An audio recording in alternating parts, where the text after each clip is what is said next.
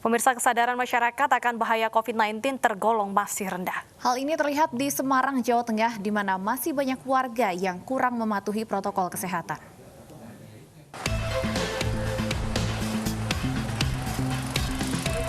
Kasus positif COVID-19 di Indonesia terus meningkat dan sejauh ini mencapai lebih dari 200.000 kasus. Ada 5 daerah di Indonesia yang memiliki kasus tertinggi. Setelah DKI, Jakarta, dan Jawa Timur, Jawa Tengah menempati urutan ketiga provinsi dengan kasus infeksi COVID-19 tertinggi dengan lebih dari 15.600 kasus. Di Kota Semarang, petugas terus merazia penggunaan masker seperti yang digelar di kawasan Kemijen Jalan Kaligawe. Dalam razia ke-6 pasca pencabutan pembatasan aktivitas masyarakat atau PKM, terdapat 145 pelanggar yang dikenai sanksi. Total data jumlah pelanggar yang terjaring razia dalam 3 minggu terakhir mencapai 573 pelanggar. Yang saya sayangkan ini luar biasa, malah tambah kesini tambah kesadaran masyarakat kurang. Ini lebih dari 100 ini Mas, karena tiap hari kita UCC yang kita adakan pasti meningkat Bu Romi ya. Jadi kita tuh maunya warga tuh apa ya, karena kami Polres, Polsek juga sebetulnya enggan untuk turun ya. Tapi karena kita pengen memutus mata rantai, kesadaran warga kita yang berkurang gitu. Tidak ada denda serta sanksi yang terlalu ringan menjadi salah satu kurangnya kesadaran masyarakat Semarang dalam menggunakan masker. Dalam peraturan Wali Kota Semarang, sanksi bagi pelanggar hanya melakukan kerja sosial dalam bentuk menyapu jalan. Dari Semarang, Jawa Tengah, Doni Marendra, iNews melaporkan.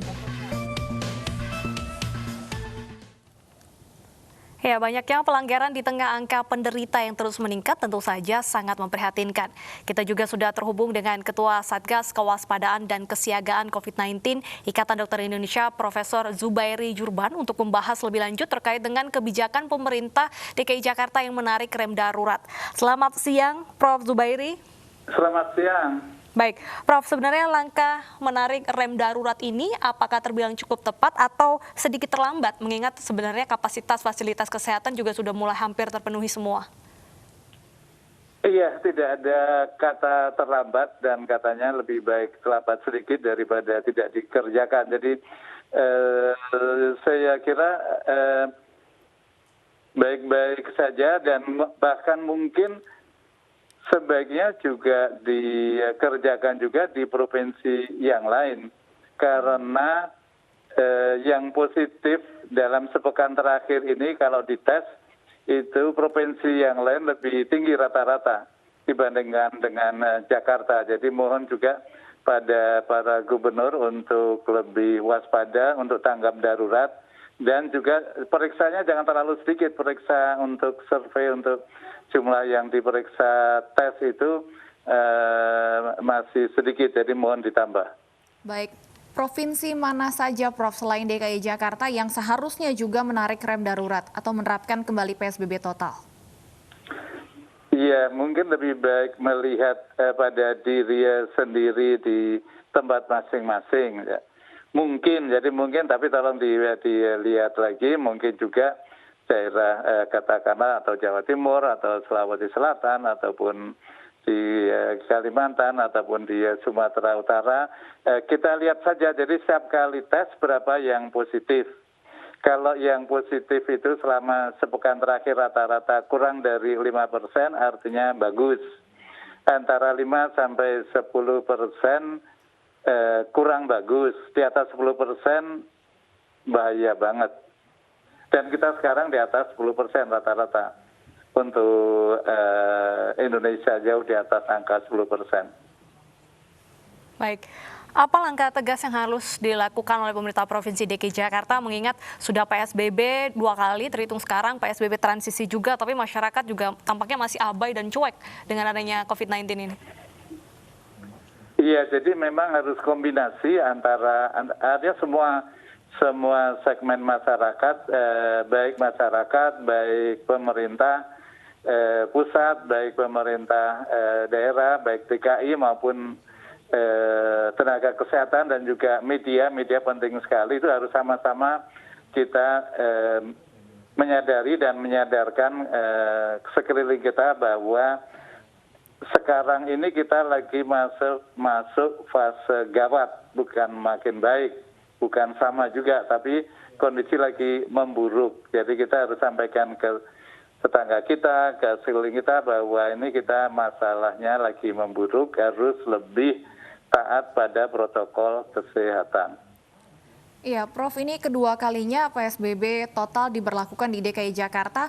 Apa yang mungkin bisa kita pelajari dari PSBB pertama itu? Adakah mungkin aturan yang perlu diubah atau diperketat untuk PSBB yang akan diberlakukan 14 September mendatang ini? Saya masih ingat yang dulu itu yang bagus saja, misalnya waktu itu kalau ada yang mau pulang kampung mudik lebaran misalnya dihalau supaya nggak boleh keluar Jakarta, harus balik lagi masuk Jakarta. Terus dari luar kota juga tidak boleh masuk Jakarta. Nah itu kalau kita mengerjakan PSBB sekarang ini, maka yang dulu terbukti bagus ya dikerjakan. Artinya juga mengenai kendaraan umum, mengenai bis, mengenai KRL, tetapi namun juga keluar masuk untuk pesawat terbang itu juga harus lebih hati-hati. Jadi ini karena daerahnya ada di Cengkareng, saya kira memang di luar DKI, tapi harus kerjasama, koordinasinya harus lebih baik, lebih ketat agar tidak mubazir upaya-upaya yang dikerjakan oleh masing-masing. Jadi misalnya yang upaya yang bagus itu misalnya ada jam malam itu bagus, jam malam di mana itu di Depok, di Bogor, dan di kota Bandung misalnya, itu juga bisa dipikirkan oleh provinsi lain, kota-kota lain, apakah sudah waktunya atau belum untuk memulai jam malam, untuk memulai PSBB. Baik, Prof, untuk waktu PSBB sendiri apakah 2 minggu ini cukup, mengingat orang tanpa gejala kasus ini cukup banyak dan sulit sekali terdeteksi? Iya. Intinya setiap kebijakan itu wajib ada monitor evaluasinya, monitor evaluasi. Kalau ternyata mulai stabil, bagus, itu kalau dilanjutkan tentu lebih baik PSBB-nya. Namun juga harus memperhatikan juga mengenai perkembangan ekonomi. Cuman tidak boleh dibalik, karena ekonomi maka PSBB harus di-stop, nggak bisa. Jadi harus, kalau PSBB-nya berhasil, ya secara bertahap sekali dengan monitor yang amat ketat, mulai dilonggarkan boleh, tapi tidak boleh dibalik. Pokoknya PSBB-nya 2 minggu aja, nggak bisa lebih, itu tidak bisa. Jadi nanti setelah 2 minggu wajib dimonitor evaluasi, kalau memang hasilnya baik, mau dilonggarkan sedikit-sedikit, tentu bisa dipertimbangkan dengan ketat. Baik, terima kasih Prof. Zubairi Jurban, Ketua Satgas Kewaspadaan dan Kesiagaan COVID-19 Ikatan Dokter Indonesia sudah berbincang bersama kami di Ainus Siang. Sehat selalu Prof. Zubairi.